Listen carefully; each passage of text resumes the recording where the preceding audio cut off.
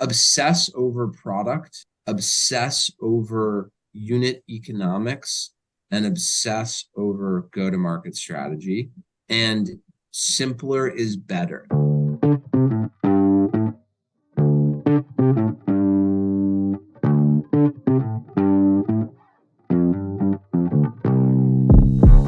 Welcome to Hearts and Carts, the CPG podcast, the podcast about the people behind the products that are winning hearts and filling carts. This cast is for anyone with an interest in the world of consumer products. We're your hosts, Justin Osborne and Alex Hill, and our mission is to bring you weekly content that helps you be a better and more informed CPG professional.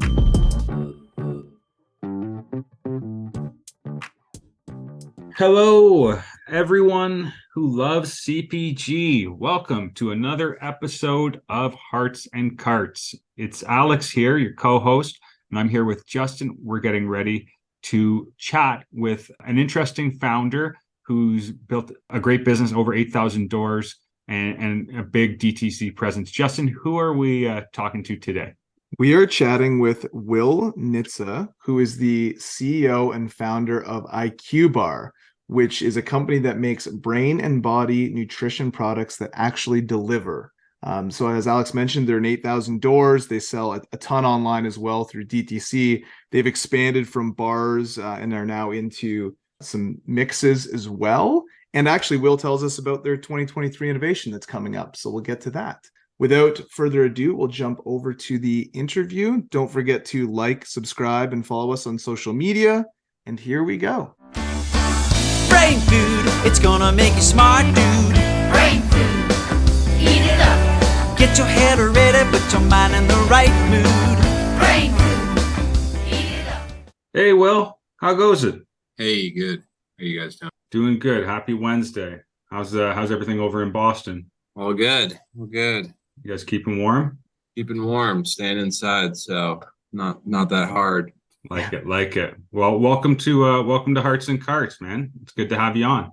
Yeah, thanks for having me. So I'll do a quick intro, and then I think we can start to dive into things. We're going to I think just try and cover a little bit of your story and understand your journey in IQBAR and what you're doing. So first and foremost, everybody, we got Will Nitze, the CEO and founder of IQBAR.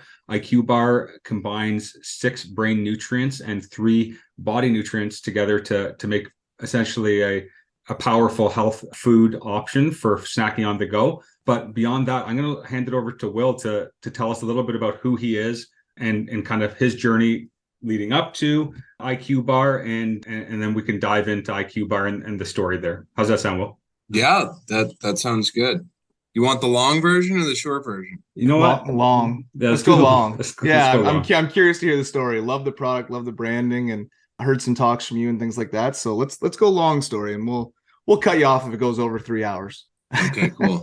Yeah, so I'll start in college. I was studying. I didn't know what I wanted to do in college, and I took a psych course and fell in love with psychology, and then took a bunch of neuroscience courses, and that was really my passion as an undergrad, was psychology and neuroscience.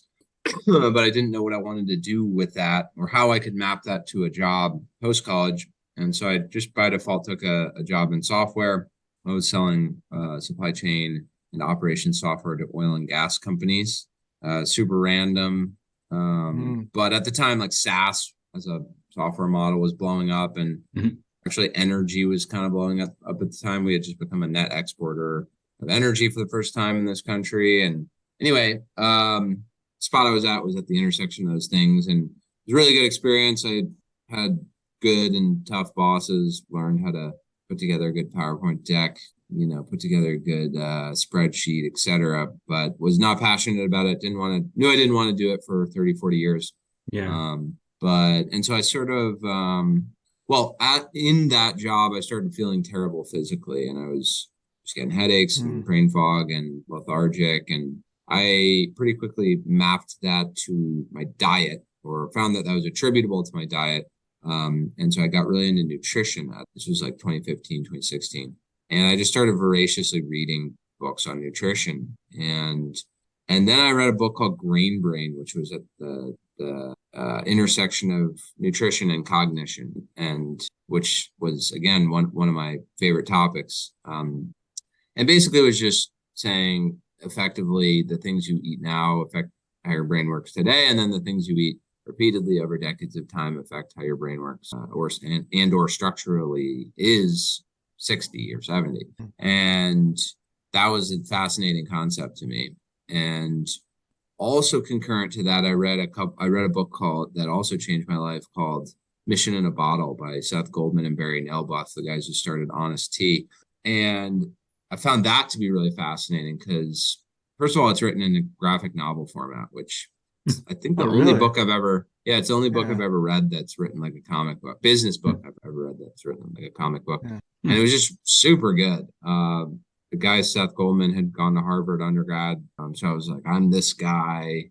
And he went into consulting and didn't like it. And you're relating to him. Yeah. Yeah. There are all these ways I was like, I'm this guy, like a generation early. And the story goes, he was walking in a park and it was iced tea and it was way too sweet. And he simply wanted a less sweet iced tea. And then it just goes through all the vicissitudes of figuring out how to start a drink company, failing in a bunch of ways, losing money, how he raised more money, the dynamics between him and his co-founder, yada, yada, yada, all the way through to exit when he sold it to Coca-Cola, which infamously now they just divested, and that's a whole other story. But or not divested, they just sunsetted it.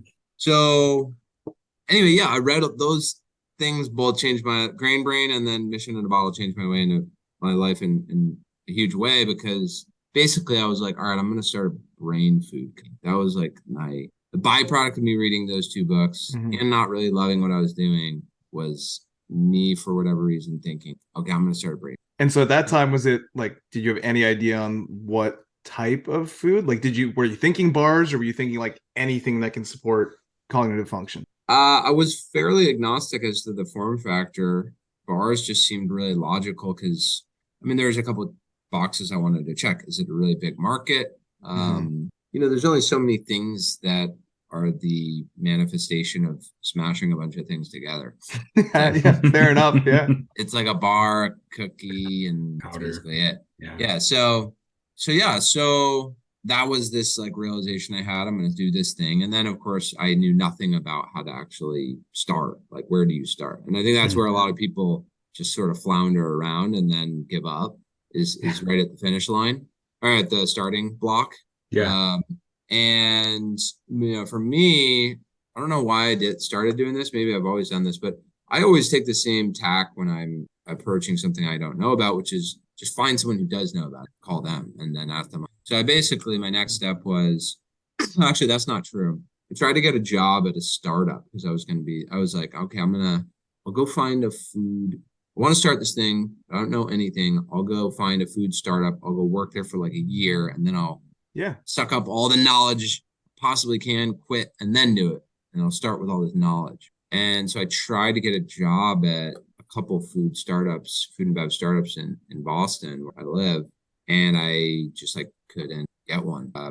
Either they weren't hiring, the role didn't exist. It was weird, right? Because I was like selling software. So it was a weird transition. I was like, I know I have no credibility, but I'm a pretty smart guy. Like, I think I can do this for you. And they're like, either we don't have the money or just no. So I was like, all right, screw it. I'll just do it. So then my next step was I just called up every entrepreneur who had started a consumer goods company in Boston, sat down with them, asked them a bunch of questions, and then, just sort of triangulated a path forward. It was everything from how do you raise money? What sort of valuation do you peg your company to? How do you manufacture? How do you convince the manufacturer for you? How do you scale up a recipe? How do you put together a recipe in the first place? Everything. And that was a super clunky road, just figuring out that path and roadmap and trajectory. But I figured it out. One of the people in Boston had a co-packer who made bars for them in Spokane, Washington. And so I ended up connecting with them. You decided to go really far, about as far away as possible. in this like random industrial park in Spokane Valley, Washington. So yeah, they were like, yeah, we'll make it for you. So, and then the next part, the really tricky part is the chicken rag problem of like, Yes. you need money to make product to then sell that product to then justify a valuation to then raise money on that valuation, but you don't have, but where are you going to get that money without just massively diluting yourself, right? So for me, Kickstarter was the way I did that. And then, so anyway, we had a two-month long Kickstarter, raised or sold between Kickstarter and Indiegogo, which was kind of overflow from Kickstarter, sold $90,000 worth of product right out the gate. And this was like phantom product. It really didn't exist. Existed on spreadsheets, but we had never made a single bar. And then raised 600 grand on the back of that. Wow. From angel investors. That's pretty nice in the pitch deck, eh? Having $90,000 of phantom orders. Yeah. Well, it's just a lot better than here's a PowerPoint deck and here's why you should trust me. It's like, oh no, we have 2,000 customers. Yeah. So that was how we started. And I mean, I could go like so deep on any one of those things, the Kickstarter or whatever, but suffice it to say, we were off to the races in we fulfilled our first order in mid 2018. And then it was like, all right, now we're on the marketplace. Like now you just got to like figure out how to keep the wheel going. Yeah. Demand plan. And the crazy thing too, is like, you're a one-man band, or at least I was a one-man band, right? So you're the ops guy, but you're also the marketing guy, and you're also the sales guy, and you're also the legal guy, and you're also the finance, fundraising guy. And so somehow you have to juggle all those things. But when I raised money, pretty shortly after we were in the marketplace, I made my first hire, which was an ops person, and that was like massive because now I could like crudely cut in half the business to like making stuff and selling stuff. Yeah. And I was going to focus on selling stuff, and this guy I hired was going to focus on. That was giant. So I can keep going. Yeah, tons to unpack. I think for our listeners, maybe let's just start with the product. Tell us about. I know I kind of covered it, roughly in terms of some of the benefits, but tell us about what IQBAR is, and I know you have some other line extensions like dilutables. So tell us about your process of making the product and how you arrived at the product, and what for those who might not be familiar what the product is. Sure. Yeah. So bars are our hero product, and IQBAR, it's the name of the company, but also the name of our biggest line by far. Couple years into the business, I decided I want us to be a platform more than just a bar company. So we want to be a brain and body nutrition company. And bars are, of course, a huge part of that. But we also wanted to be a platform that was different than other platforms, in the sense that oftentimes people have bars and then they'll make bites or cookies or, kind of just other forms of the same thing. And I actually wanted to be radically different, like entirely non-cannibalizing, different occasion of the day that you're servicing, different form factors. So hydration was a category I wanted to be in. And so we launched IQ Mix, which was our first extension in the new product category. And then in 2023, we're going to launch IQ Joe, which will be a coffee, instant coffee product. Cool. Yeah, we're trying to knock down like satiate, like caffeinate, IQ Joe, satiate, IQ Mix, hydrate, IQ IQ Bar, hydrate, IQ Mix. Yeah. So anyway, what is the point of all of it? The point is to have brain and body functional nutrition delivered, via these different form factors. Everything we do is low carb, low sugar. Everything we do is vegan. Everything we do includes brain nutrients. So on the bar side, that's in omega-3s, flavonoids, CTs, etc. And then on the hydration side, it's really two big ones, lion's mane and this special kind of magnesium called magnesium L-threonate, which is the only magnesium that crosses the blood-brain barrier. So you take most magnesiums are like magnesium citrate or magnesium chloride or things like that. None of those actually make it to your brain. Interesting. So there's one form of magnesium that's your brain, which is this special molecule called magnesium L-threonate, trademarks Magtine. And so anyway, that plus lion's mane is in our hydration product. And then those two will be in our coffee product as well. So we're trying to just basically own this brain and body space. I like it. Very interesting. So the magnesium thing, I didn't know that. So that's new information to me that I'm gonna have to look into now for my own health after this. Talk about a few of the other ingredients. So lion's mane, what that's used for, MCT, any of the other ingredients that are major in your products, just for people that haven't tried them before. Sure.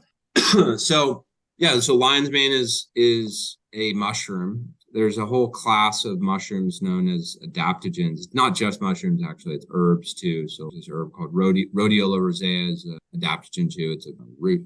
But so basically the idea is that it helps your body adapt to stress, negative exogenous things that can make you feel not good. And then it has a whole host of other benefits. So lion's mane in particular is really the brain adaptogen. It helps you grow new neurons, literally neurogenesis, the process where over time you can facilitate growing new neurons. So that's one of them anyway. And adaptogens are kind of having a moment. They're getting more and more popular. I think they're still fairly niche, candidly. Like if you went into a Costco and you asked 100 people what an adaptogen is, I don't know how many people are telling you an answer, but nonetheless getting bigger. The MCTs are medium chain triglycerides, so they're a special kind of fat. You have shorter chain fats, molecule chain, that break down really quickly, and then you have longer chain that break down slower, and then you have medium breakdown in between, and they break down into ketones that your brain can. It's a energy source that your brain can run off of. Your brain predominantly runs off glucose, blood sugar. But it actually can also run off ketones, which is another molecule. And these fats, when you consume them, break down into ketones, and your brain can actually run on this alternate source of energy. It's very popular. That's the whole ketogenic diet, right? If you just don't eat, period, your body produces ketones. So when you're fasting, right, you're in ketosis, and your brain is running largely off of these ketones. So really popular for folks who are, apparently it's very helpful for people who are epileptic, and reduces seizures. And I think that was actually the origin of the keto diet. It was really, really helpful for folks with epilepsy, because it was for whatever reason, the alternative fuel source led to less seizures. But it's just thought of as a cleaner fuel source. So anyway, that's a very long-winded way of getting into MCTs. Omega-3s that's pretty garden variety. Everyone knows what those are. Those come from fish oil. Vegan sources, or chia seeds and flax seeds and things like that, are very high in those, and those help fortify your neuron cell membranes. Basically, keep your brain cells in good shape and fortify your brain and help your brain degrade less over time. Flavonoids, it's the color. That's what makes leaves and fruits and things like that colorful. That's why you don't take the skin off fruits and things like that. That's where a lot of the flavonoids are in. Highly anti-inflammatory and free radical, and so reduce inflammation in the brain. So anyway, those are a number of them, but I could go on. But the idea is like basically what are nutrients that are good for your brain for XYZ reason. Could be energy, like MCT is like energy. Could be like protective, so like omega-3 is like protective. Could be anti-inflammatory, like flavonoids, anti-inflammatory. So it's just different functions. And then what are the whole foods that are highest in those? So like for flavonoids, it's blueberries. So if you want a brain berry, it's a blueberry. So we have a blueberry flavor. And then like in the leaf category, it's matcha, so a matcha flavor. In the bean category, it's a cocoa bean, chocolate. That's how we formulate all our stuff, is basically looking at what are the whole food ingredients highest in these things, and how can we make a product out of it. Love it. Yeah, I think it's the opposite approach that most people probably take, which is what is the flavor we want, and then how do we get these macros in there. So starting it that way is kind of a sort of cool perspective. Yeah, and candidly, like you do that too. Like you can't you can't not think about that, right? Like no one wants like a goji berry bar or whatever, to a degree you can't, like there's all these micro compromises you have to make too. I actually think the topic of like science and functionality and those kind of things intersecting with reality and business and consumer behavior and price points is super interesting, because it's just so complicated. Like for instance, if I really had my way, I'd have things like curcumin, which is a turmeric root extract, Yeah. and like resveratrol, which is a grape extract. That's why some Yeah. people say like wine is So good for the your red heart and wine. brain. Yeah. Yeah.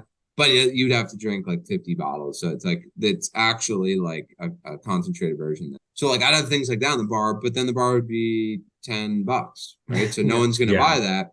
Yeah. And then it would be like orange and it would stain your fingers because curcumin's orange. And so there's all these Yeah. things you have to realize like, oh, wait, that's not going to map to the marketplace and consumer behavior, and just adjust it. No, that makes a ton of sense. So I guess, you just talked about formulating, and I'm assuming, and I could be wrong, but you went through your process. You started meeting people around Boston, learning, figuring out a checklist of things to do. I'm assuming formulation was probably number one.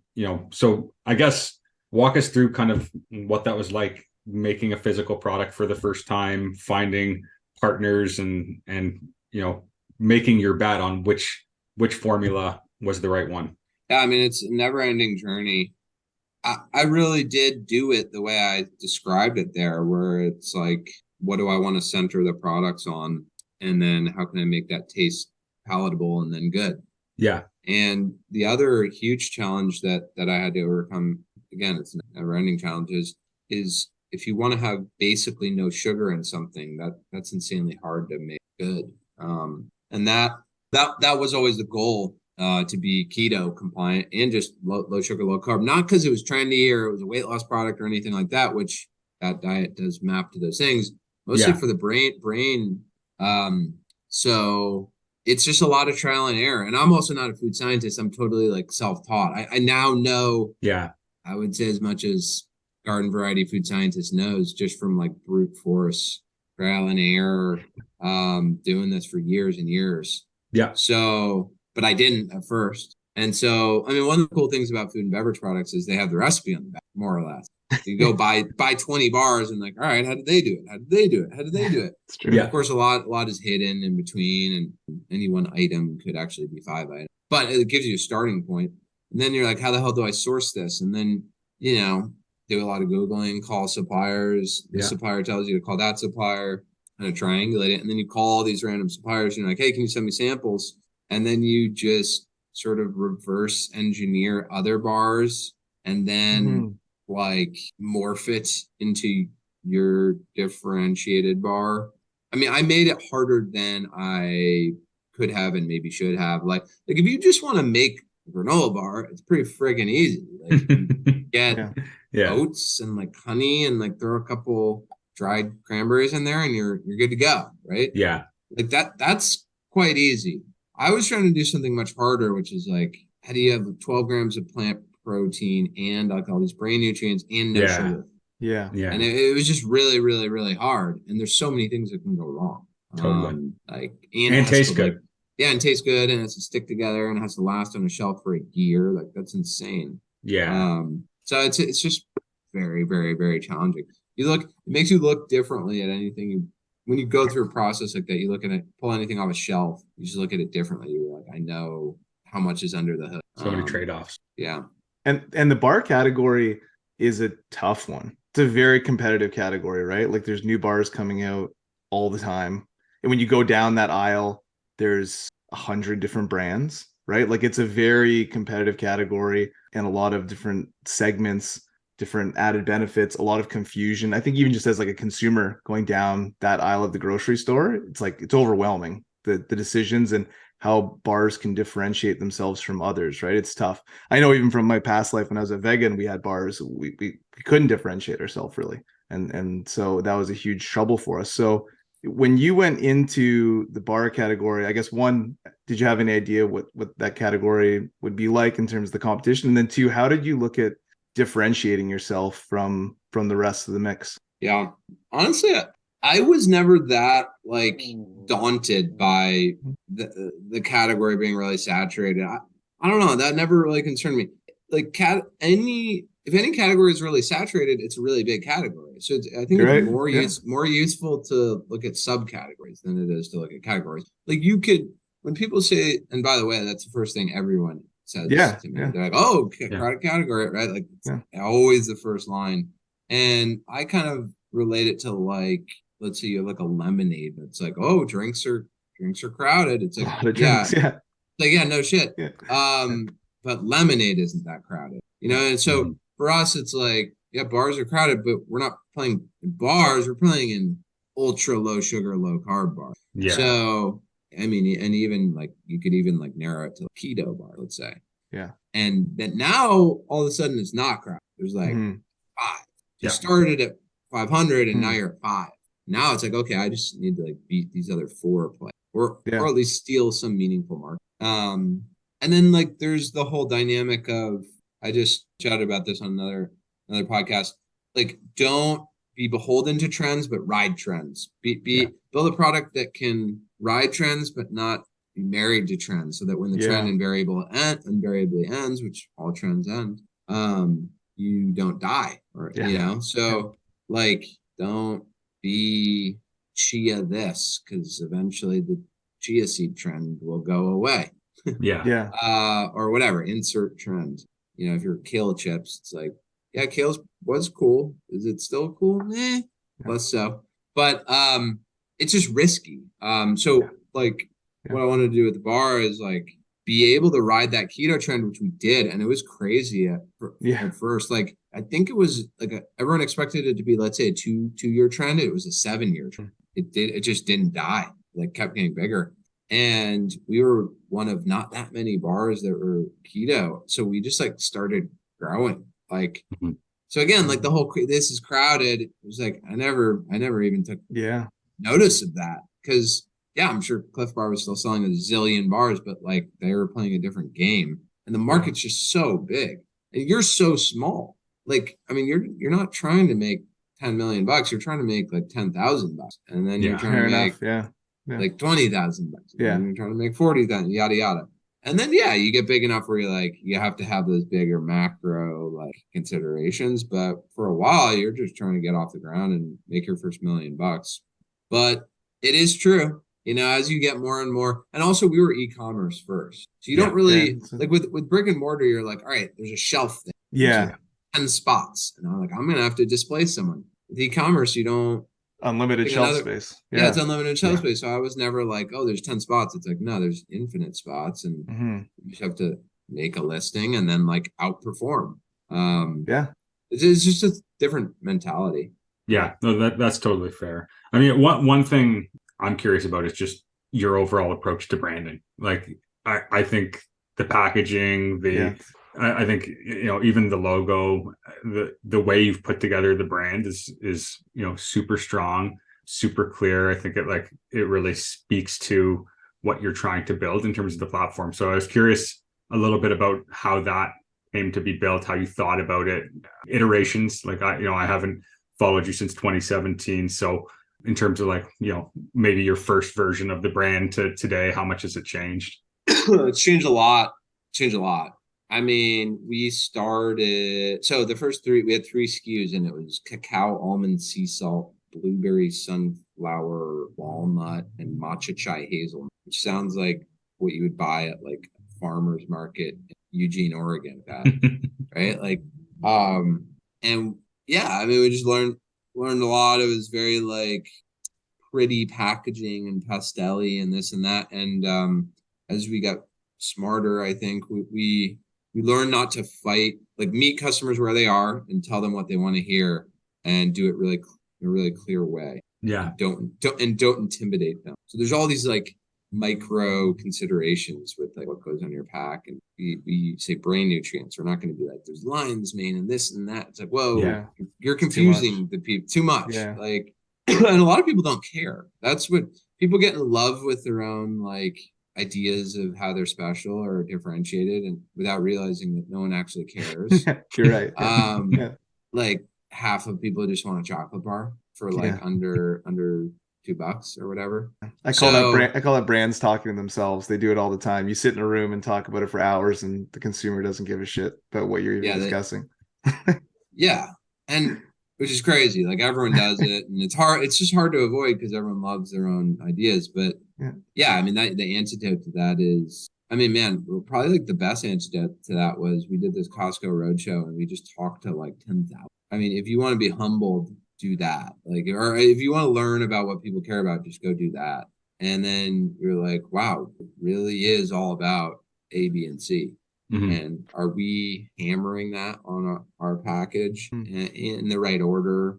I think the challenge is you want to be differentiated, right? So everyone's like, you need to be different. So that's why people say, like, try to make themselves wacky in whatever way. Because all this noise over here is like, no, you need to be different, stand out, stand out.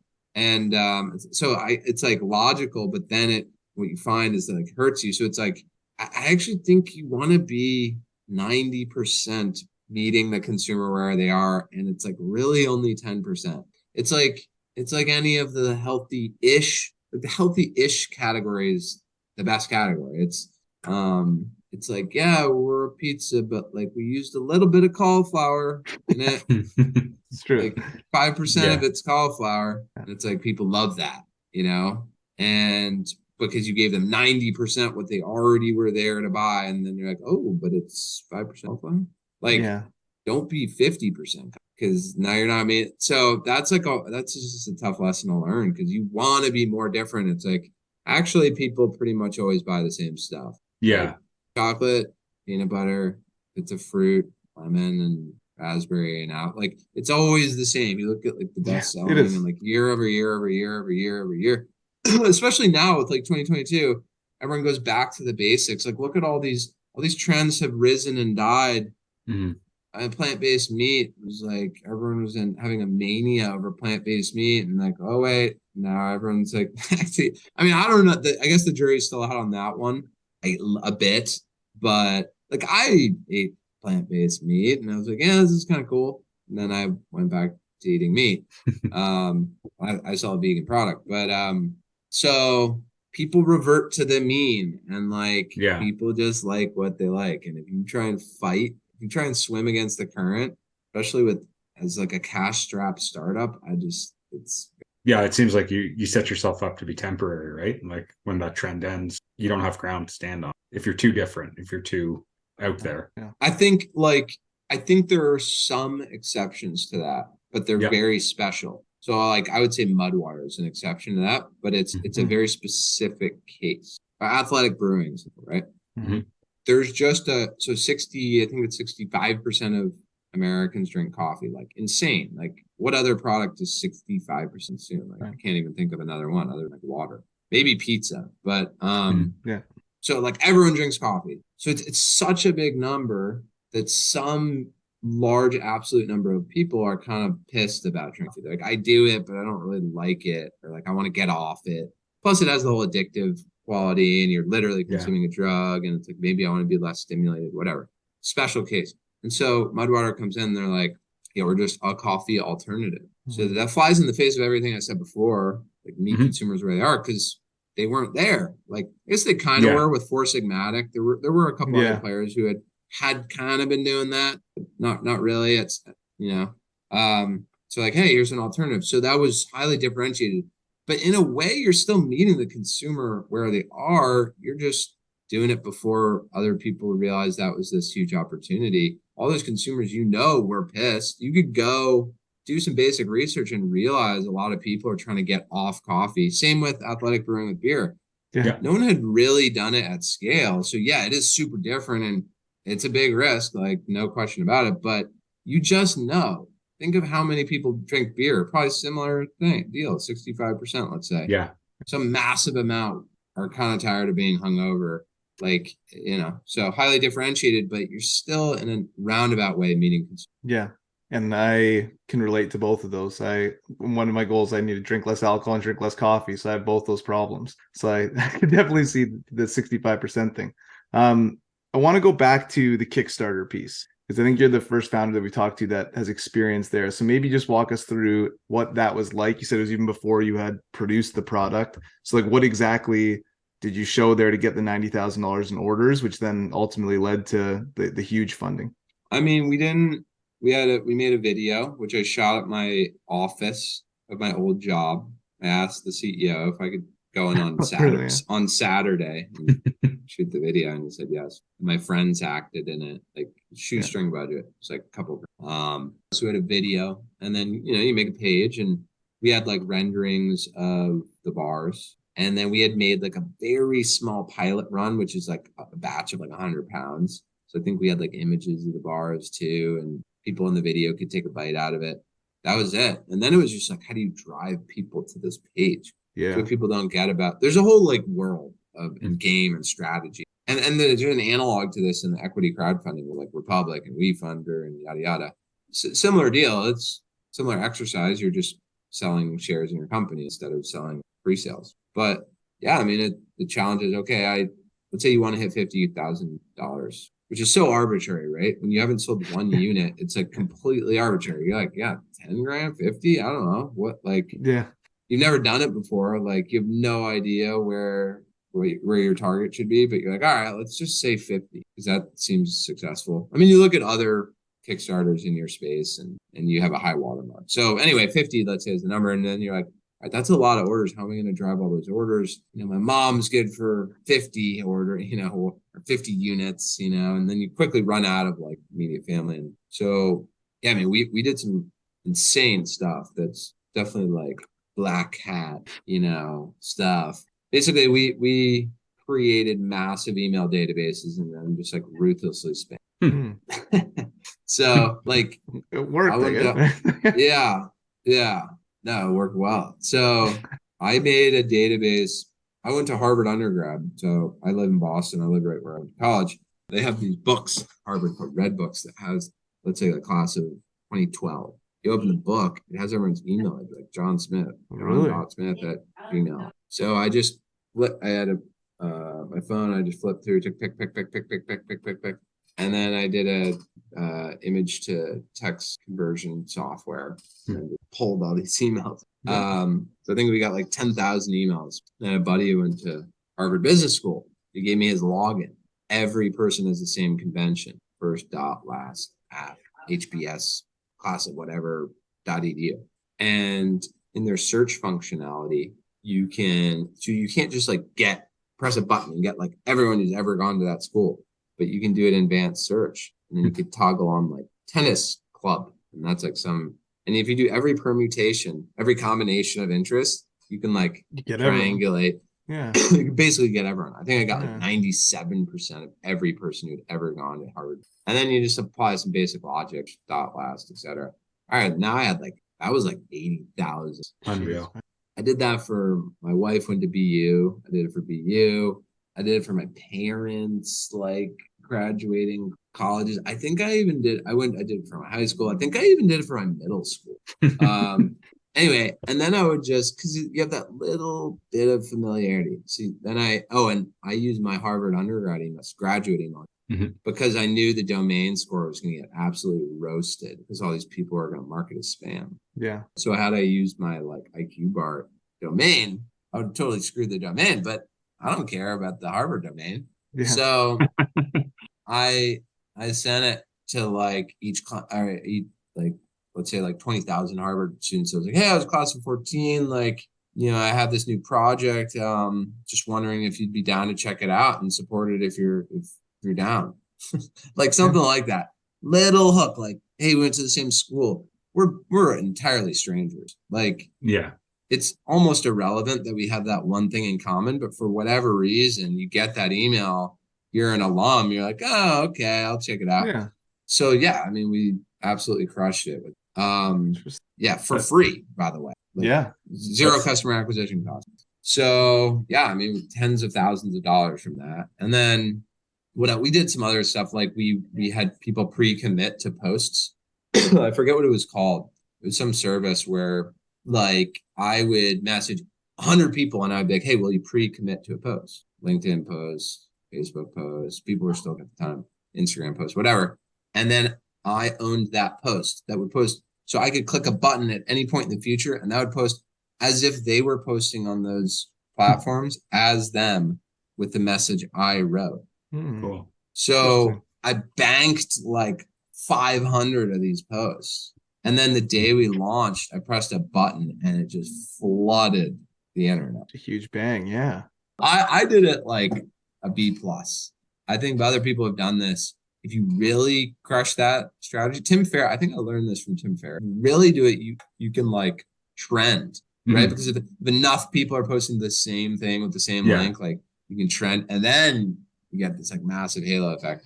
That never happened for me, but like the best manifestation of that strategy is being then trend. But anyway, we were trending on Kickstarter, because then there's a whole game to like come out hot, and if you pass your goal on day one, now you're like on the homepage of the food and beverage section, and then you get all this organic traffic.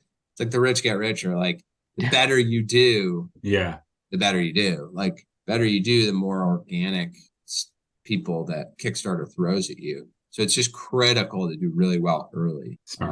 There's a bunch of other stuff we did, but those were the big ones. That's a pretty good, especially like email mining, the Harvard crew. And you think like, certain subsets of society are, good endorsers of celebrities, or for example, setting trends. I feel like for a brain food like IQBAR to have 80,000 Harvard people converted and possibly even giving you posts is probably a pretty powerful. But dude, I mean, like the amount of hate I got was wild. Like, yeah, I could see that. Yeah. Well, first, so many people like, this is spam. Like, who the hell are you? Like, I mean, we got kicked off of MailChimp. And then we were like, oh, we didn't know. We weren't supposed to do that. And they're like, all right, we'll like reinstate you for like, but don't do it again. And then we immediately did it again. Of course. I've learned my lesson. I won't do it again. Immediately do it again. Yeah. And then we got kicked off again, but like the damage was done. We had already like hit everyone on our list. But yeah, like this one lady was like, how dare you call this IQBAR? Like, what are you, elitist? And like, you only want to sell. It was like the amount of the weird stuff you get back. If you email 80,000 people anything, like a picture of a freaking banana, you'll get like 20 people who are, how dare you send me it? It's like, so that was interesting, but what are you going to do? They forget about it in 2 days. Meanwhile, you just made 30 grand. Yeah, exactly. So what's next for the brand? So you talked about IQ Joe. I guess that's the big expansion. Anything else you want to share about what the next 12, 18 months looks like? Yeah. I mean, that is a big one. So we'll do something similar to what we did with IQ Mix, which is launch online. It's cool because it'll be the same form factor. So it'll be stick packs. So we can use the same co-packer, literally same stick pack, dimensions, different design, obviously, but operationally speaking, it's really synergistic with what we're already doing. So that's huge. Like going from bars to powders, it's so different. You need a different co-packer, a different state, different form factor, like everything's different and candidly easier. Like powders are way easier. So that'll be great. But we'll launch it online and probably keep it online all of 2023, which we've done with Mix as well. We're a super small team. I mean, there's only 6 of us. And yeah, I mean, try to expand. Bars are massively omni-channel. Like roughly half of our business at the end of this year will be brick and mortar, and roughly half will be with both Mix and Joe being like pretty much only online. So the bars that were on like Walmart, and Wegmans, Sprouts, Rite Aid, a bunch of about 8,000 doors. And so the goal is, I think the biggest growth will come from brick and mortar. And yeah, I'd say just grow. I mean, we try to double every year. That's like our high level goal, and work backwards from that. So it's like, okay, let's say we have to double. How can we do that? Not like what's realistic. It's like, no, if we had to double, what would we have to do to get there? And then we just try and do that. Just like, I don't know how other people do it. I found that's like a simpler rubric than like trying to be realistic. Because you kind of like rise to whatever bar you set for yourself. Love it. One question we like to ask, it's kind of the Tim Ferriss for the CPG professionals out there, but your days, how do you organize yourself? How do you approach your weeks? How do you manage your time, priorities, all that kind of stuff? I don't have a awesome answer for you. I'm not like one of those people who's like super regimented where I'm like, I take a cold plunge at 5 a.m. and then journal from 6 to 7, and then I meditate, and then I like chart out my day in 5-minute increments. Like I don't know, I get up 7 a.m. ish. I've been doing this thing where I don't drink coffee too early because I listened to this Andrew Huberman piece where he's I've like, seen don't this. drink. Yeah, don't drink caffeine too early. Adenosine or whatever. Yeah, adenosine. Yeah, Yeah. that Joe Rogan clip. Yeah. Yeah. So I heard that and I was like, oh, okay. I won't drink coffee for the first 90 minutes. So yeah, I drink IQ Mix. So I get magnesium L-threonate in the dome, and listen to the news, which is nice because I'm like still half asleep coming out of the sleep phase, and I just listen to I listen to like a lefty podcast and a righty podcast, triangulate the truth. Just a good moderate. Yeah. And then drink coffee, get to my desk at like call it 7:30. I write a LinkedIn post from 7:30 to 8. So I write for a half an hour, 7:30 to 8 every day. And that's just like a great exercise for me. It's like therapeutic almost. So it sort of takes that, it's for me like meditation almost. And then I post that, and then I get into work, and but I'm not like, I do email here, and depends on the day. I might have a deliverable. I just like have to get out the door by the end of the day, and I try to do like focused dives as much as I can. Yeah. Jumping from thing to thing to thing to thing to thing is I like much less than like oftentimes I won't respond to emails like for the most part, like let's say Wednesday through Friday, and I'll just respond to emails for like 5 hours on Saturday. Like that's all I'll do, and just like dig out of it. So I just much prefer like chunking. Gotcha. Yeah. Which I don't know. There's no perfect answer, right? Everyone does it differently. It's a little bit chaotic. I'm not a type A person.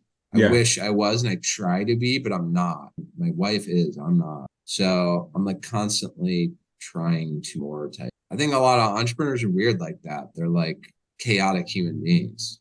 Yeah, I guess you kind of need to be.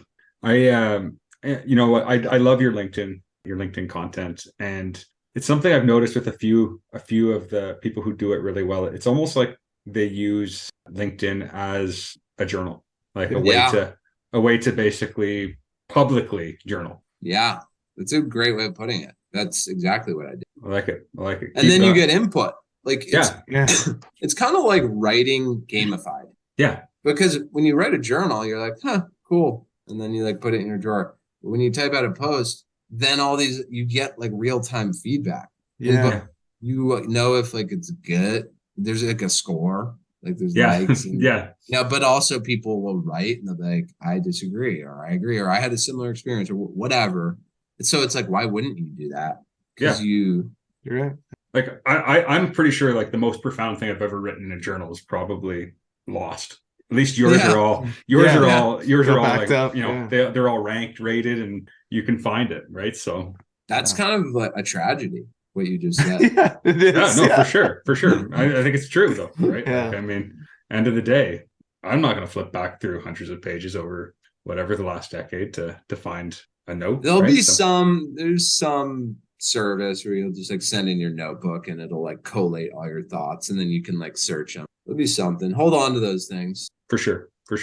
And if there's nothing profound in them, then that would be even more. That could be even you flip all the way back. I might be giving myself too much credit.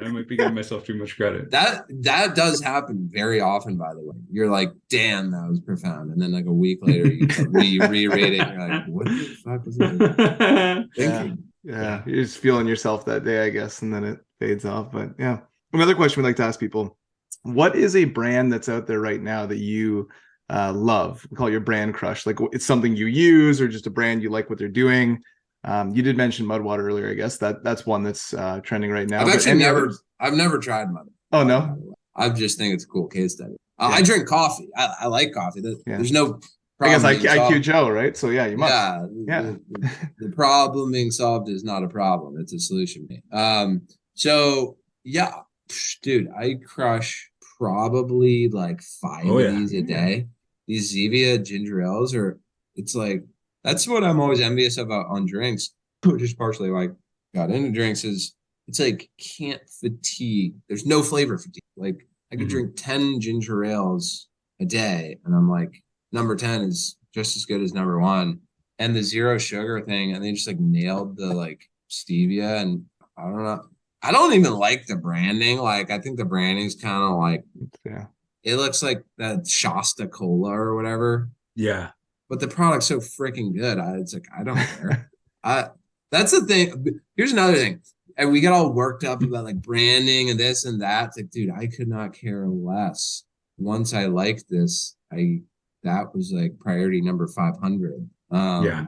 Yeah. So if you like focus more on the products, because you converted me, my lifetime value for Zevia is like 10 grand. Yeah. Yeah. Well, it's food, right? Like it needs to taste good. Sometimes we get caught up in just benefits, but it's like it needs to taste good. It's food. We're consuming Yeah. it, right? So packaging is important, but the flavor of what you're drinking is more important than how the can looks. So it's interesting. But Okay, there's so just these things like Bob's Red Mill. Is that like phenomenal, beautiful, millennial looking pack? No, it's like No. a fucking guy with a beard and it's like, but it's just like they do it really well. They just Yeah. like execute really well.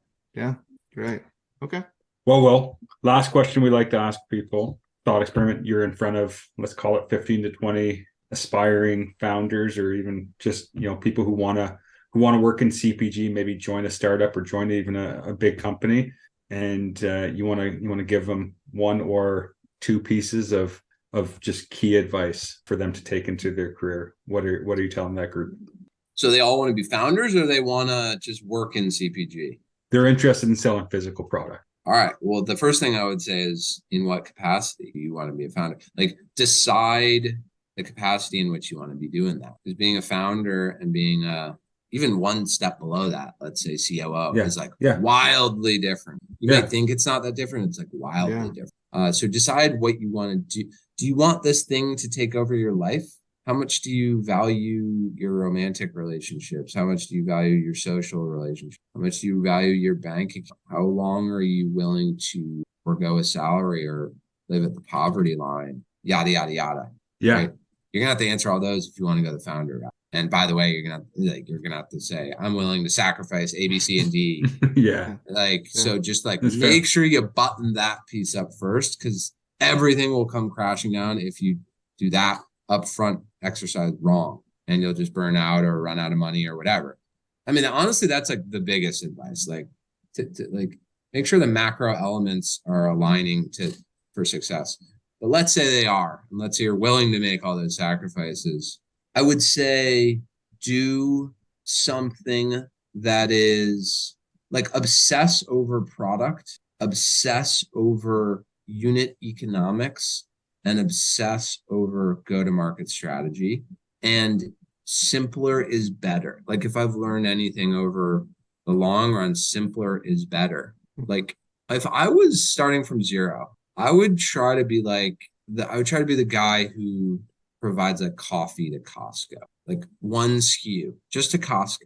Yeah. And a lot of people would be like, that's the dumbest thing ever, because what if you lose Costco? You have so much like risk. And I think the reality is there's no best answer, because what I would say to that is, well, what if you have like e-commerce, and that's like a website and Amazon, and you have Costco, and you have this, and you have that, Like, I think I would err on the side, and I'm giving an extreme example. I don't think there is that. Maybe there is that guy, but like just pick like 1, 2, 3 channels, and just maybe it's D2C. Yeah. Although I candidly wouldn't just all in on that one, but maybe it's D2C and Amazon. That's it. Maybe it's just Amazon. That's another thing that I think is pretty attractive. Like if I was like a 1, 2, 3 person team, just pick Amazon. Like be the best at Amazon. Like be the best at PPC. Be the best at display ads. Be the best at having the best listings. And then obsess over product and obsess over unit economics. If you just like nail those 3 things, you'll be so far ahead of everyone else. Like we get excited as entrepreneurs and you want to do everything. Oh, like this retailer hit me up, and like you have a very hard time turning down opportunities. And oftentimes you create things that were doomed to fail because the unit economics were never there. Yeah. And you're just a zombie or a dead man walking. Like, that'll catch up. You can only artificially prop that up so long. So yeah, I guess those would be my three focal to really, really obsess over. Those are great, Okay. especially unit economics. We've talked on it a number of times, and I think for a lot of founders going in, it's not clear all the costs associated, especially with brick and mortar, for example, right? Like, you get pricing wrong, it's really hard to fix after the fact. Things like your product, putting whatever curcumin in could be a fatal error, right? So that kind of stuff is huge. So yeah, like the answer. Thank you. Awesome. Well, we'll appreciate you coming on. Nice meeting you and hearing more about your story. I'm going to remember the Harvard email story, I think, for the rest of my life. That's a new strategy for me that I've never heard before. It's for sure. like illegal or like not at the very least against like Frowned every term of upon. service. Yeah. Yeah. Highly frowned upon. Frowned upon. Yeah, let us know when you go to like an alumni event, if that ever comes up. Yeah. I'm really curious. That's true. But I appreciate it. Love the brand, love the product, and appreciate you spending some time with us. Yeah, thanks for having me on. Thanks so much, Will. Have a good day. All right, take care.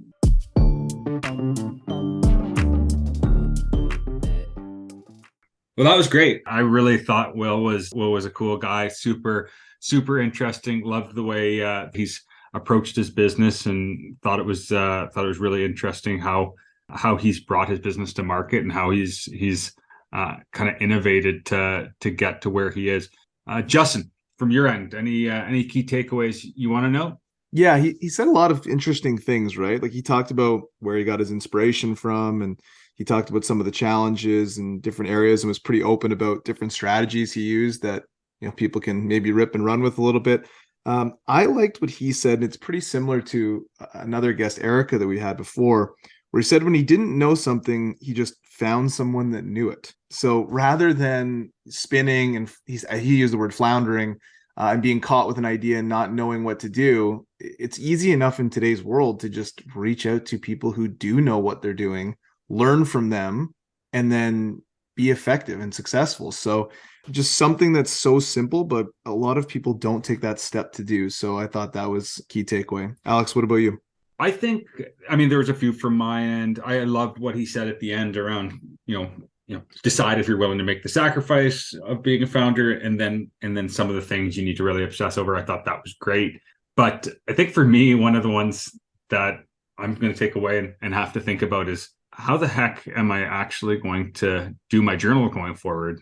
Because it seems like he's got a better method. I liked he said, he's like, I'm not particularly systematic, but I do spend exactly 30 minutes every single day doing this post. And for those who aren't following Will already, you should. He has really insightful and good content if you're in CPG. So that's one for me. I think I'm a big believer in journaling generally, and getting your thoughts out and organizing your mind and putting it out into the world. But I don't really do it on social media. I have a podcast, but I'm not really posting every day. So that's something for me to chew on, I think. Yeah.